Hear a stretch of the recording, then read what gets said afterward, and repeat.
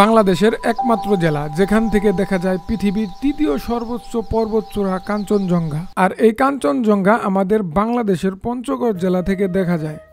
পঞ্চগড় জেলার তেঁতুলিয়া অঞ্চল থেকে শীতকালে পরিষ্কার আকাশে দেখা যায় বরফে মোড়ানো সেই রূপকার পাহাড়। কিন্তু প্রশ্ন হচ্ছে, কখন গেলে ঠিকঠাক দেখতে পাবেন কাঞ্চনজঙ্ঘা? সাধারণত অক্টোবর থেকে ডিসেম্বর এই 3 মাস আকাশ যদি পরিষ্কার থাকে তাহলে তেঁতুলিয়ার ডাকবাংলো ও আশেপাশের স্থান থেকে দেখা যায় কাঞ্চনজঙ্ঘা। এটা শুধু পাহাড় না, এটা নিজ চোখে দেখা অন্যরকম এক অভিজ্ঞতা। আজ আমরা পঞ্চগড় ভ্রমণের অভিজ্ঞতা শেয়ার করব, কিভাবে গেলে আপনার জন্য ভালো হবে, খরচ কম হবে, সব কিছু তুলে ধরবো। আসসালামু আলাইকুম ভাই ব্রাদার, কি অবস্থা সবার? ঘুরে ফিরে খাই, গ্রামগঞ্জে যাই। আজকে আমি ঘুরতে চলে আসছি বাংলাদেশের শেষ প্রান্তে তেঁতুলিয়া বর্ডারে। আর এইখান থেকেই কিন্তু কাঞ্চনজঙ্ঘা দেখা যায়। সেই কাঞ্চনজঙ্ঘা দেখার জন্য আমি আসছি এবং এই কাঞ্চনজঙ্ঘা আপনাদেরকে দেখাবো। কিভাবে আসলে, কখন আসলে এই কাঞ্চনজঙ্ঘা দেখতে পারবেন, সে বিষয়টি আমি আজকে তুলে ধরবো। চলেন ভিডিও শুরু করা যাক। ঢাকা থেকে যে কোনোভাবে আপনি আসতে পারেন পঞ্চগড়। যদি ট্রেনে আসেন তাহলে আপনার 700 থেকে 2400 টাকা ভাড়া পড়বে। আর বাসে আসলে 900 থেকে 1100 টাকা ভাড়া পড়বে। বাসে আসলে যে সুবিধাটি পাবেন সেটি হচ্ছে সোজা তেঁতুলিয়া আসতে পারেন। আর যদি ট্রেনে আসেন তাহলে পঞ্চগড় নেমে সেখান থেকে আবার তেঁতুলিয়া আসতে হবে। যারা ডে ট্যুরের প্ল্যান করতেছেন তাদের কোনো সমস্যা নাই, তবে যারা 1 দিন 2 দিন থাকতে চাচ্ছেন তারা অবশ্যই আসার আগে হোটেল বুকিং দিয়ে আসবেন। কেননা এখানে ডাকবাংলোর আশেপাশে যে কয়েকটি আবাসিক হোটেল আছে তাদের রুম সংখ্যা খুবই সীমিত। অনেক সময় দেখা যায় কি, এখানে আসলে একদিনে কাঞ্চনজঙ্ঘার দেখা পাওয়া যায় না, তার জন্য রাত্রি যাপন করতে হয়। তাই সে বিষয়টি মাথায় রেখে অবশ্যই আসার আগে আপনি হোটেল বুকিং করে আসবেন।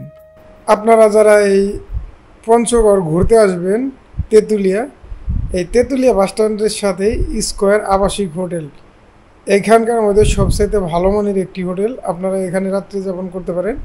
আমরা এখানে রাত্রি যাপনের জন্য এক রুমে 2 বেড বিশিষ্ট একটি রুম নিয়েছি। আমাদের ভাড়া পড়ছে 1750 টাকা। রুমটি একটু আপনাদেরকে দেখাই। এই হচ্ছে একটি বেড, আর এখানে একটি ওয়ার্ডরোব আছে এবং এই পাশে যার একটা বেড আমাদের সজীব ভাই শুয়ে রয়েছে। আর এই যে হচ্ছে তার ওয়াশরুম। আমি একটু লাইট দিই ওয়াশরুমের। এই হচ্ছে ওয়াশরুম, আর এটা তো কমোডি। এখানে একটি গ্লাস আছে। তো 1700 টাকা ভালো, তারা যেভাবে সার্ভিস দিচ্ছে ভালো। আপনারা আসলে এখানে থাকতে পারেন।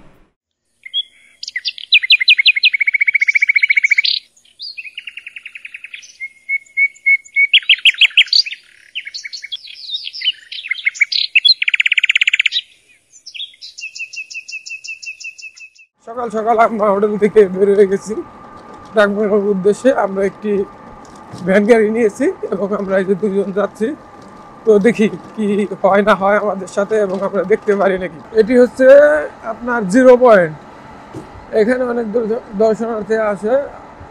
তো আমরা ডাকবাংলোর দিকে যাচ্ছি।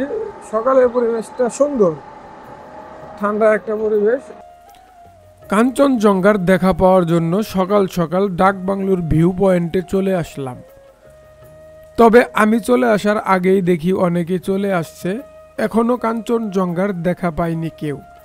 একটি কথা বলে রাখি, সেটি হলো আকাশ যদি পরিষ্কার থাকে তাহলে সকাল থেকে সন্ধ্যা পর্যন্ত দেখা যায় কাঞ্চনজঙ্ঘা। সময়ের সাথে সাথে বরফে মোড়ানো কাঞ্চনজঙ্ঘার কালারের ভিন্নতা দেখা যায়। আমার মতো সবাই অপেক্ষা করতেছে কখন আকাশটা পরিষ্কার হবে, দেখা মিলবে কাঙ্ক্ষিত কাঞ্চনজঙ্ঘার। অনেকে কাঞ্চনজঙ্ঘা দেখতে আসছে, কাঞ্চনজঙ্ঘার দেখা পায় নাই, তারা অপেক্ষা করতেছে। তো আপনারাও যদি এসে অপেক্ষা করেন তাহলে এর পাশে একটা চা বাগান আছে, এই চা বাগানটি আপনারা দেখতে পারবেন। এই চা বাগানের সৌন্দর্য উপভোগ করতে পারবেন। আমরা এখন চা বাগানে চলে আসছি, মানে ডাকবাংলোর পাশে এই চা বাগানটি।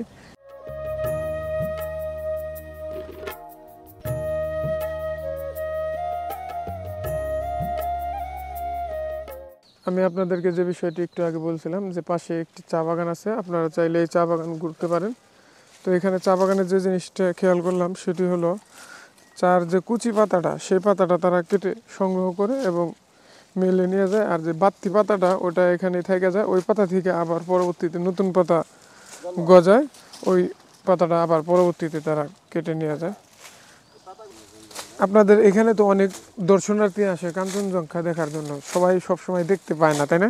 না, সবসময় পারে না। এখন মেঘ লাগছে, কুয়াশার জন্য এই দেখা যায় না। আবার আবহাওয়া পরিষ্কার হয়ে গেলে তখন দেখা যায়।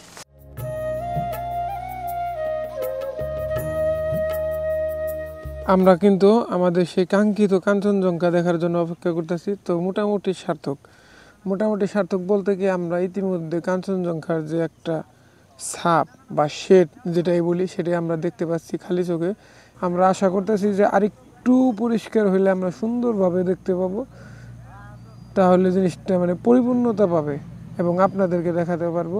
আমি যদি আপনাদেরকে একটু দেখাই, দেখেন এই যে এই নদীটা হচ্ছে আপনার হলো ইন্ডিয়া বাংলাদেশের যে বর্ডারের লাস্ট সীমানা আর কি, ওই পাশটা ইন্ডিয়া এবং এই পাশটা বাংলাদেশ।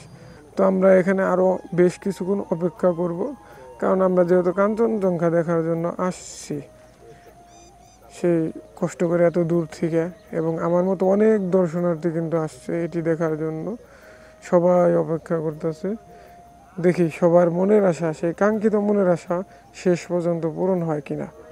এখানে কিন্তু সময় কাটানোর মতো বেশ কিছু প্লেস আছে, সব জায়গায় আপনারা যেতে পারেন। তবে এই ডাকবাংলোর পাশে যে নদীটা, বাংলাদেশ ভারত সীমানার যে শেষ নদী, যে নদী আর কি দুই দেশকে দুই ভাগে ভাগ করছে, তার পাশে আপনারা চা বাগান পাবেন এবং সকালের যে একটি শান্ত শিষ্ট পরিবেশ, নিরিবিলি হাওয়া বাতাস, সে বিষয়টি আপনারা উপভোগ করতে পারবেন। এবং এখানে আপনার মানুষজন নদী থেকে যে পাথর তুলতেছে, সে বিষয়টি আপনারা দেখতে পারবেন।